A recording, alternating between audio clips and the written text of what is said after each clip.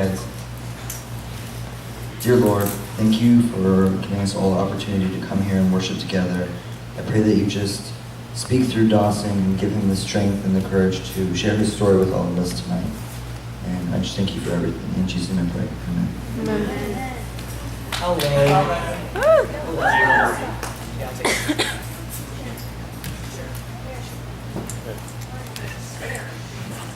Can y'all see me back there?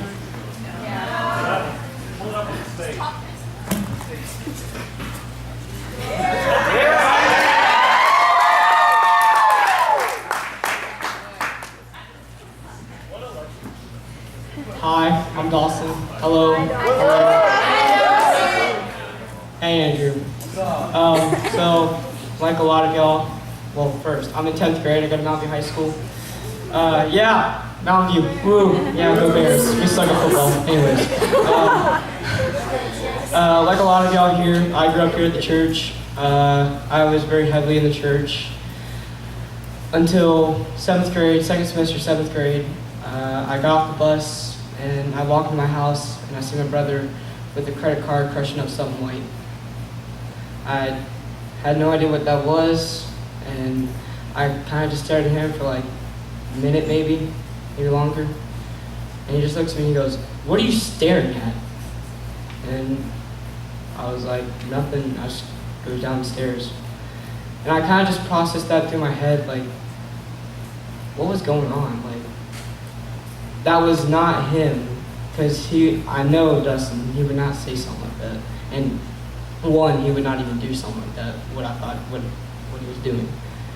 And so I was down there for a little bit, and he comes downstairs, and he just kind of starts punching me and beating me up, where it kind of broke me.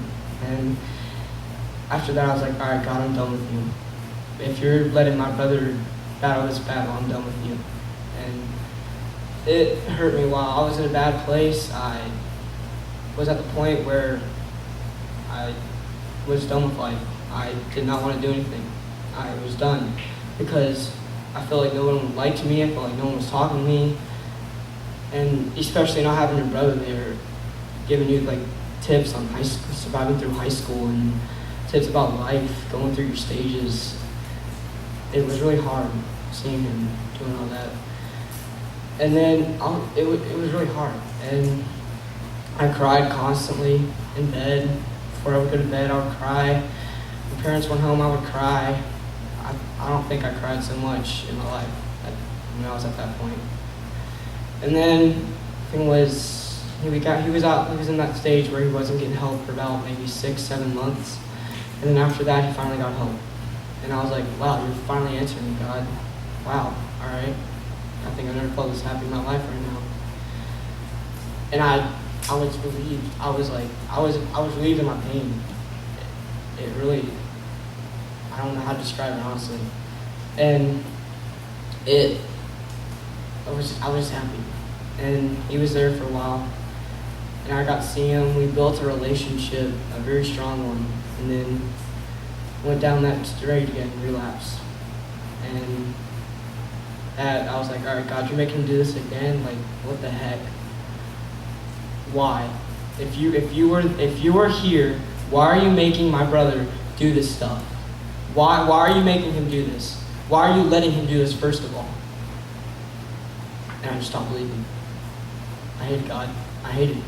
I've had people invite me to church. I'm like, no, God's not real. You should just stop wasting your time. And it really hurt me. And part of me was like, Dawson, what are you talking about?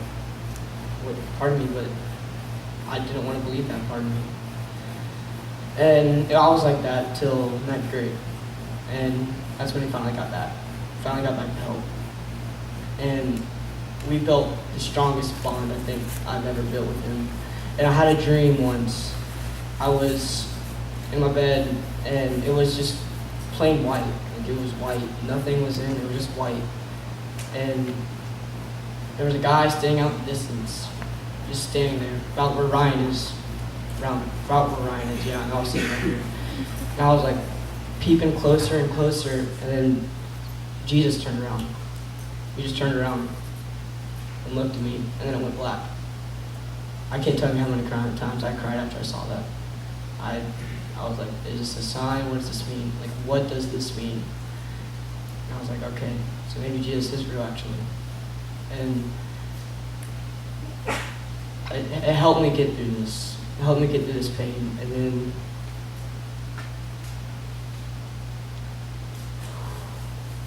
You got it, Dawson.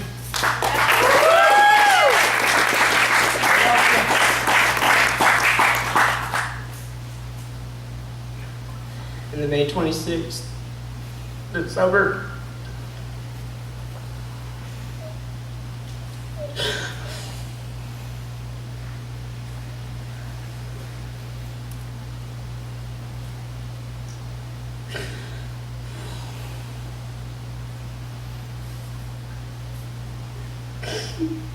I lost him to a drug overdose.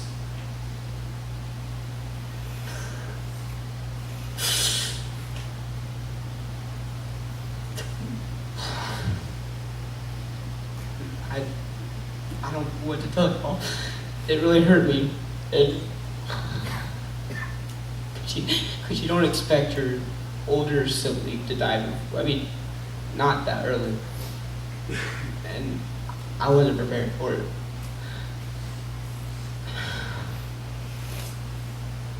But there was a verse that helped me get through it, and it was said at his funeral too. Get up here real quick.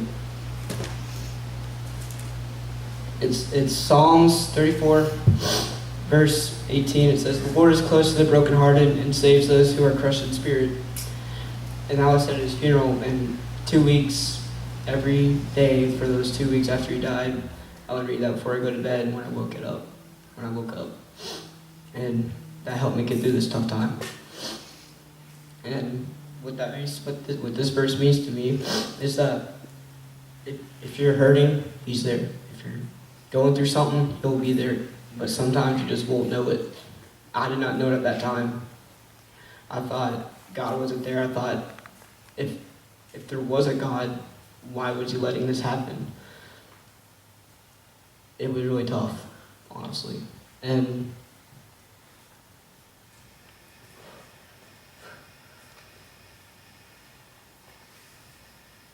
I don't even know how I came up.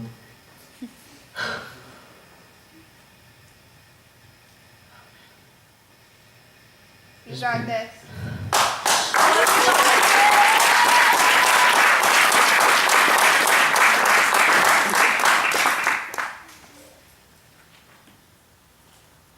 Reading that verse, it just proved to me that God was real. It proved to me that there is something out there that's helped me get through this. There is a God. And what I just kind of want y'all to take away from this is that, one, there is a God. Don't stop just because you're hurting. Doesn't mean you don't have to stop bleeding. All right. Another thing is, if y'all have anybody that's experiencing drugs or alcohol or something that's a problem, I want y'all to come either ask me as a service, or you don't have to. You don't say their names, but just talk to me about it. I can give y'all advice. Not your best advice, but still give advice. I just want y'all I want y'all to ask some questions after the service. Just come up to me. I'll be happy to answer them. That's it. Thank you.